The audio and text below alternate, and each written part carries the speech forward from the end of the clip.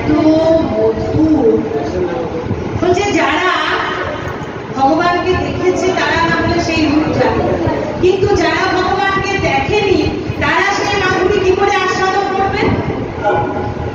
বলছে ভগবান এত করুণাময়, এত কৃপাময় যে তার সেই মাধুরী যাতে জগৎবাসী সকলে আস্বাদন করতে পারে, তাই তিনি বিগ্রহ রূপে মন্দিরে মন্দিরে গৃহে গৃহে পূজিত হয়ে আসছে। বিগ্রহ রূপে তিনি মন্দিরে মন্দিরে গৃহে গৃহে বিরাজমান আছে। যারা ভক্ত, যারা সাধক, তারা এই বিগ্রহের মধ্যে দিয়েই স্বয়ং ভগবানকে দর্শন, বিগ্রহের মধ্যে দিয়েই স্বয়ং ভগবানকে দর্শন করে। যদি আমার ভাবটি তত প্রয়োজন হলো সেই ভাবে, সেই প্রেমে। বিগ্রহ নয় যেন সাক্ষাৎ ব্রজেন্দ্র নন্দন। তাই বলছে বিগ্রহকে আমরা যখন বলি না এটি কি বিগ্রহ, বিগ্রহের শিলামূর্তি, শিলামূর্তি না মৃন্ময় নাকি দারুমূর্তি, এই বিচার যদি আমাদের মনে আসে তাহলে কি হয়ে যায়? অপরাধ। তার বহু প্রমাণ শাস্ত্রে আছে। বিগ্রহ যে কথা বলে, বিগ্রহ যে চলে, তার বহু প্রমাণ শাস্ত্রাদিতে আমরা পাই। যেমন চৈতন্য চৈতামৃতে বলছেন এক বিপ্রের হয়ে সাক্ষী দিতে সুদূর বৃন্দাবন থেকে বিদ্যানগরে, উড়িষ্যার কাছে বিদ্যানগর, সেই বিদ্যানগরে গোপাল এসেছে। বিগ্রহরূপী গোপাল চলতে চলতে এসেছে। বলছে কেমন সেটি? এখন বিদ্যানগর বলে এক স্থানে দুই ব্রাহ্মণ বাস করে, এক বড় বিপ্র আর একজন, মানে একজন বৃদ্ধ আর একজন যুবক। তো সেই যে বৃদ্ধ বিপ্র আর যুবা বিপ্র দুইজনে মিলে স্থির করলেন যে আমরা তীর্থ ভ্রমণে যাব। তীর্থ ভ্রমণে গেলে গয়া, কাশী, প্রয়াগ হয়ে অবশেষে বৃন্দাবনে পৌঁছে। বৃন্দাবনে পৌঁছে সেখানে ঠাকুরজি দর্শন করে, গোপালজির দর্শন করে, সেখানে কেশী তীর্থে স্নান করে, তারপর সেই গোপালের নিকটে কিছুদিন বিশ্রাম। সেই গোপালের এত সুন্দর রূপ, সেই রূপ থেকে তারা বিমোহিত হয়ে। এখন বড় বিপ্র, মানে যিনি বৃদ্ধ ব্রাহ্মণ, তিনি তীর্থ ভ্রমণের জন্য ক্লান্ত হয়ে গেছিলেন। সেই যুবা যে ব্রাহ্মণ, সে সেই বড় বিপ্রের অনেক সেবা আদি করে, নিজ সন্তান সেবা করে তাকে সুস্থ করে। তার এত সেবা যত্নে তিনি অত্যন্ত প্রসন্ন হয়েছেন। প্রসন্ন হয়ে সেই বড় বিপ্র বলছেন, দেখো তোমার সেবাতে আমি অত্যন্ত তুষ্ট হয়েছি। এখন যদি তোমায় কিছু কেউ সেবা করলে তাকে কিছু উপহার দিতে হবে। হ্যাঁ, সেবা করলে কিছু তাকে উপহার দিতে হবে। তো বলছে তোমাকে আমি উপহার দিতে চাই। কি উপহার দেব? দেখো আমি স্থির করেছি আমার এক কন্যা আছে, সেই কন্যার সঙ্গে তোমার বিবাহ। তখন সেই ছোট বিপ্র বলছে, দেখুন আপনি একজন কুলীন ব্রাহ্মণ, তারপরে ধনী, আমি এক দরিদ্র ব্রাহ্মণ। হ্যাঁ, তো আমার কত এই দিনহীন দরিদ্র ব্রাহ্মণকে কন্যা দিতে আপনার বাড়ির যারা আত্মীয় পরিজন, পরিবার বর্গ কেউ আগ্রহী হবে না এবং তারা আমার সঙ্গে বিবাহ দেবে না। আপনি বৃথা এইরকম প্রস্তাব রেখেন না। কিন্তু সেই বড় বিপ্র বলছেন, না, কন্যা আমার, আমি তার সাথে তোমার বিবাহ দেব, অন্য কেউ আমাকে কেন আপত্তি করবে? বলছে আপনি বলছেন তো? বলছে হ্যাঁ বলছি। এই যে দেখছো গোপাল, এই গোপালের সামনে সাক্ষী দিচ্ছে। বলছে দেখুন আপনি গোপালের সামনে সাক্ষী দিয়ে বললেন কিন্তু। বলছে হ্যাঁ ঠিক আছে গোপাল, তুমি সাক্ষী থাকলে প্রয়োজন হলে তোমাকে কিন্তু দান। এখন তারা তীর্থ ভ্রমণ শেষ করে বাড়িতে ফিরে আসে। যখন তীর্থ ভ্রমণ শেষ করে তারা বিদ্যানগরে ফিরে আসলেন, এবারে যে যার গৃহে চলে গেছেন। সেই বড় বিপ্র কিছুদিন পর তার পরিবার পরিজনদের বলছেন যে দেখো, আমি তো তীর্থ ভ্রমণে গেছিলাম, ওখানে আমি কিন্তু সেই ছোট বিপ্রকে, সেই ব্রাহ্মণকে কথা দিয়েছি যে আমি আমার কন্যার সহিত তার বিবাহ দেব। এখন আত্মীয় পরিজন তো রেগে গেল, তার পুত্র তো তাকে ধরে মারতে আসে যে আমার একমাত্র ভগিনী বিবাহ আপনি এভাবে একজন দরিদ্র ব্রাহ্মণের সঙ্গে স্থির করে চলে আসলেন। হ্যাঁ, তার স্ত্রী বলে আমি বিষ খাবো। হ্যাঁ, এইভাবে তার পরিজন বলে তোমাকে আমরা এক ঘরে করে দেবো। এইভাবে তাকে অত্যাচার করতে থাকে, সেটাকে মহাবিপদ। সে সঙ্গে সঙ্গে সেই গোপালের স্মরণ করবে, গোপাল দেখো তুমি এমন একটি লীলা করো যাতে আমার প্রতিজ্ঞাও ভঙ্গ না হয়, কারণ আমরা জানি ব্রাহ্মণেরা যে কথা দেন সেই কথা তারা রাখে। তো আমার যেন প্রতিজ্ঞা ভঙ্গ না হয়, আবার যেন এই সন্তান পরিবার পরিজন এরাও যেন মারা না তুমি এমন কিছু লীলা। তখন সেই ব্রাহ্মণকে তার পুত্র জিজ্ঞাসা করছে তুমি যে কথা দিয়েছো তার কোনো সাক্ষী আছে? না, কোনো তো সাক্ষী নেই। বলছে যে একজন সাক্ষী আছে। কে সাক্ষী আছে? বলে যে মন্দিরে বসে আমি কথা দিয়েছিলাম না, সেই গোপালকে আমি বলে এসেছি যে গোপাল তুমি সাক্ষী থাকো। ছেলে তো নাস্তিক, ছেলে শুনে হেসে বলে প্রতিমা সে কিনা সেই বৃন্দাবন থেকে আসবে তোমার ভাই সাক্ষী দিতে? হ্যাঁ, তুমি বৃথা চিন্তা করছো বাবা, তুমি চিন্তা পরিত্যাগ করো, তুমি তোমার কর্ম করো। তুমি শুধু বলবে যে আমি কখন কি কথা দিয়েছি আমি জানি না, ও আসলে তুমি এরকম ভাবে বলে দেবে, তারপরে আমরা দেখে নেব। এইভাবে পিতাকে তাকে বোঝাতে থাকে। বেশ কিছুদিন অতিক্রান্ত হবার পর সেই ছোট বিপ্র বড় বিপ্রের কাছে আসে এবং প্রণাম করে বড় জোরে তার কাছে প্রার্থনা জানায় যে দেখুন, আপনি যে আমাকে ওখানে তীর্থে গিয়ে কথা দিয়েছেন আপনার কন্যার সহিত বিবাহ দিবেন, বিবাহ দেওয়াটা বড় কথা নয়, কিন্তু আপনি যদি কথার অন্যথা করেন তাহলে আপনিও ধর্মচ্যুত হবেন।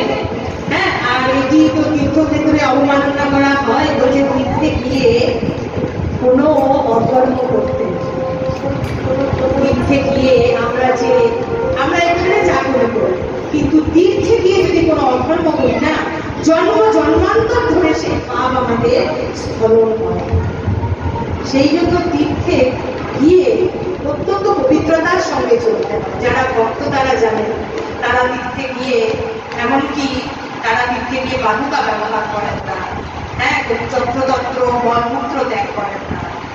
আমার কথা বলছি না, যারা ভক্ত তারা যাই হোক।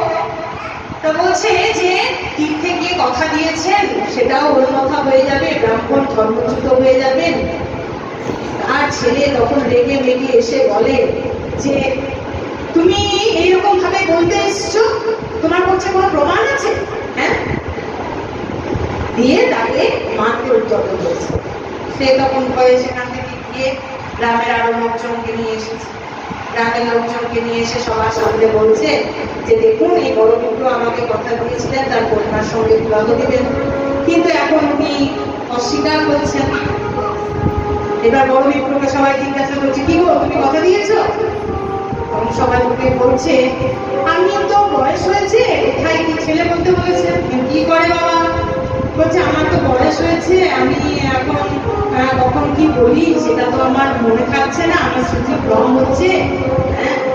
এই যেই বলেছে সঙ্গে সঙ্গে পুত্র কথা পেয়ে গেছে। এবারে পুত্র তখন শুরু করে দিয়েছে বলতে যে হ্যাঁ, বাবাকে তো ধুতুরা খাইয়ে দিয়েছিল, ধুতুরা পুরো খাইয়ে বাবাকে বশ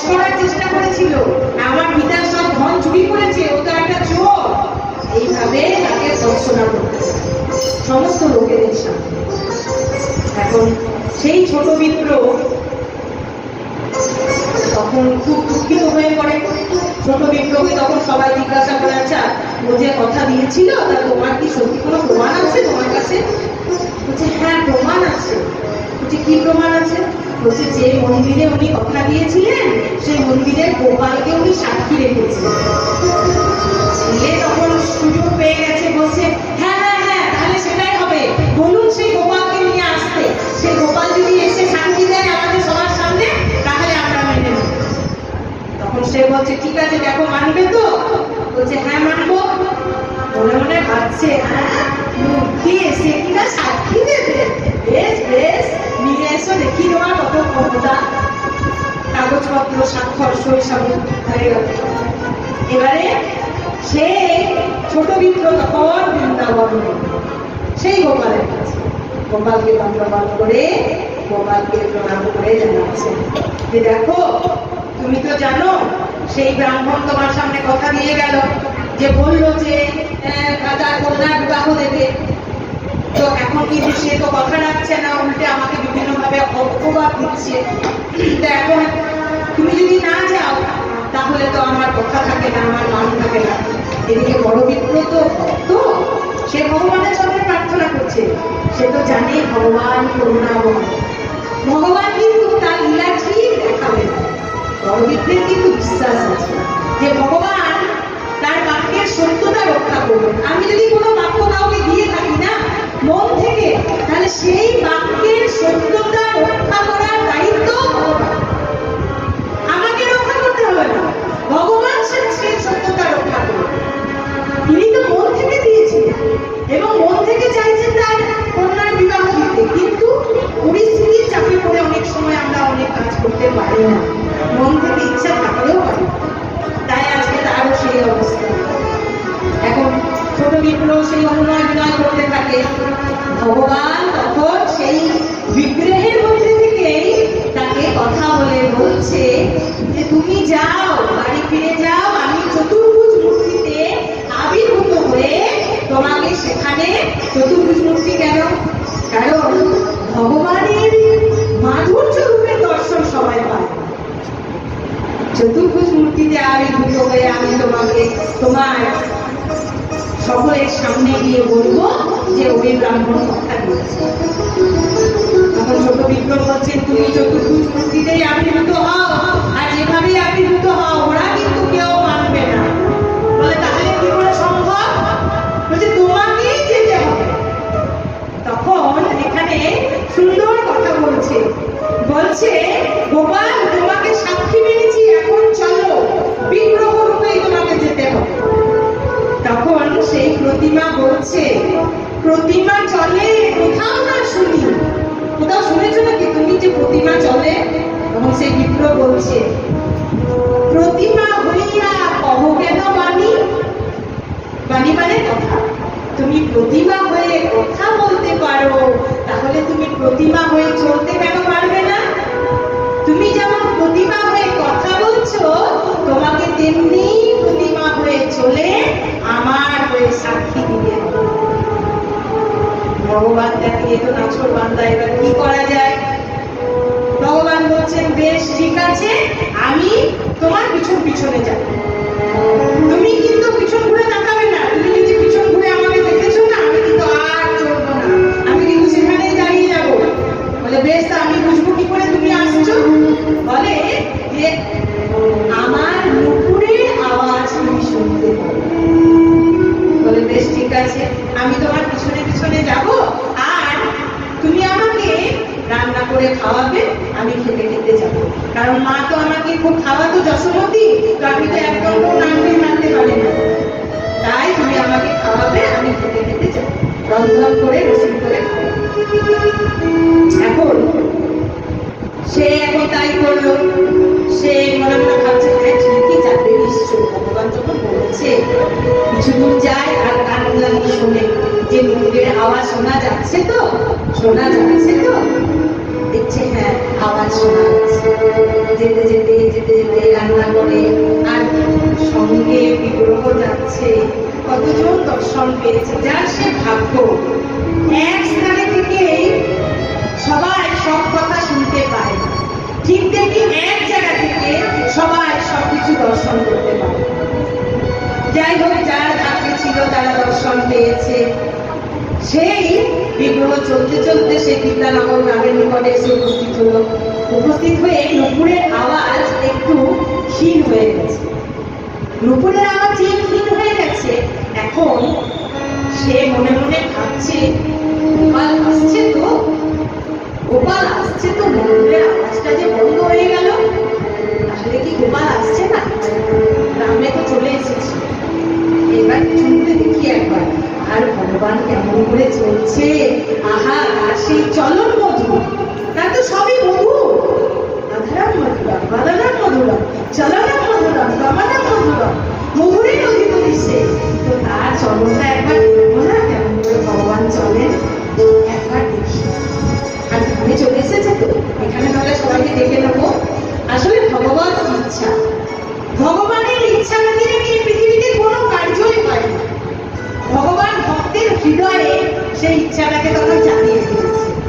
আর এবারে সে তখন পিছন ঘুরে সেই গোপালকে দেখতে গেছে। যেই দেখেছে অমনি সেই গোপাল তখন সেই বিগ্রহ রূপে আবার সেখানে দাঁড়িয়ে গেছে। বলে, আমি তো আজও যাবো না, তোমার সাথে আমার কথা হয়েছিল, তুমি তাকালেই আমি কিন্তু আর যাবো না। সেখানে বিগ্রহে দাঁড়িয়ে গেল।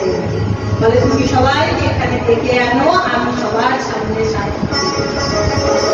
সবাইকে তখন সেই বিগ্রহ ছুটতে ছুটতে গিয়ে সবাই, গোটা গ্রামের লোক সবাইকে ডেকে এনেছেন সেখানে। সবাই আমাদের সঙ্গে অবাক বিস্ময়ে ছুটছে। এরকম যদি কোথাও শোনা যায় তাহলে ভক্তের ফল তো না। সবাই ছুটে এসেছে সেই স্থানে, ছুটে এসে সেই বিগ্রহকে সকলে ধন্যবাদ করেছে।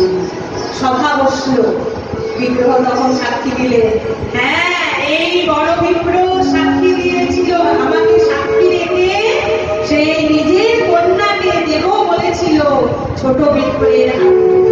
ছোট বিগ্রহের সেবায় সন্তুষ্ট হয়ে নিজ কন্যার বিবাহ দেব বলেছিল। সকলেই অত্যন্ত প্রসন্ন হল। প্রসন্ন চিত্তে সকলেই তাহাদের তখন বিবাহ দিল। তাদের বিয়ে হয়ে গেল, পরিণয় হয়ে গেল। ভক্তের ডাকে ভগবান সাড়া। আমাদের সেই ডাক নেই, আমাদের সেই আকুলতা নেই, আমাদের সেই ব্যাকুলতা নেই, না হলে বিগ্রহেই ভগবান সাড়া। তাই বলছে সেই গোপাল নাম হলো তার সাক্ষী গোপাল। পরবর্তীতে পরম ভক্ত এক বিশ্বাস রাজা ওই স্থান দখল করলেন এবং সেই গোপালকে প্রার্থনা করতে লাগলেন যে তুমি আমার কাছে গিয়ে থাকবে। ভক্ত বৎসল গোবিন্দ কারো নিজের সম্পত্তি নয়। গোপাল আমার ঘরে আছে বলে গোপাল আমার সম্পত্তি নয়। গোপাল যে গৃহে থাকে, গোপাল তার সম্পত্তি নয়, গোপাল সর্বজনের ভক্ত পরমশ গোবিন্দ। তাই তো আজও আমাদের বাঁকে বিহারীজির ঝলক দর্শন, কারণ বাঁকে বিহারীজিকে যদি কেউ মন প্রাণ থেকে চায়, বাঁকে বিহারীজি তার সঙ্গে চলে যায়। তাই যাতে চোখে চোখে তার সাথে যোগাযোগ না করে, তাই জন্য বাঁকে বিহারীজির ঝলক দর্শন ভগবানের এমনই করবে। তাই বলছে যে সেই রাজা যে অনুরোধ করেছে, রাজার সঙ্গে সে স্বাচ্ছন্দ্যে সেই বিগ্রহ চলে আসলেন। প্রতিষ্ঠা হলো উড়িষ্যাতে সেই মন্দির, সাক্ষী গোপাল মন্দির আজও আছে।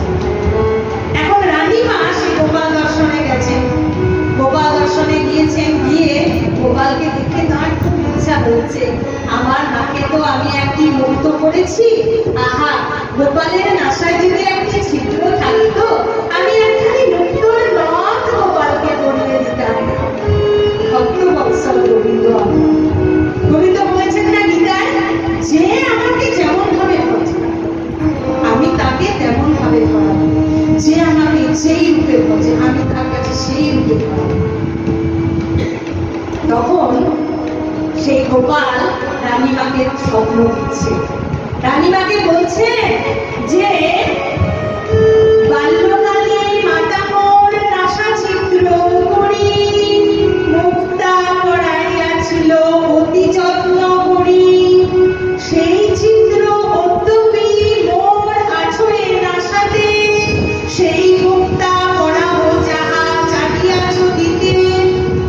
তুমি জানো না, আমি যখন ছোট ছিলাম মা যশোদা তো আমার নাকে ছিদ্র করেছিল, তখন মা আমাকে মুক্ত করিয়েছিল, তুমিও আমাকে করাও।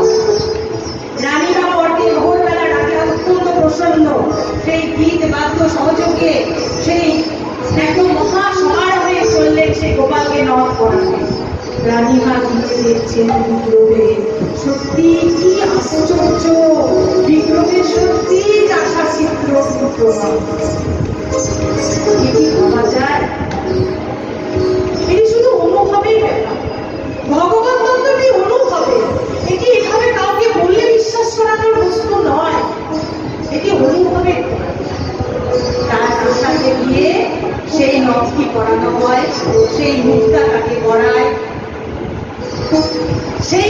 সেই বিগ্রহে কি কেউ ছিদ্র করেছিল? করেনি তো। ছিদ্র তো করেছিল মাতা যশোমতী গোপালের নাসিকা। তাহলে সেই বিগ্রহেও ছিদ্র বর্তমান হয়ে গেল রূপে। বলছে বিগ্রহ নয় যেন সাক্ষাৎ ব্রজেন্দ্র নন্দন।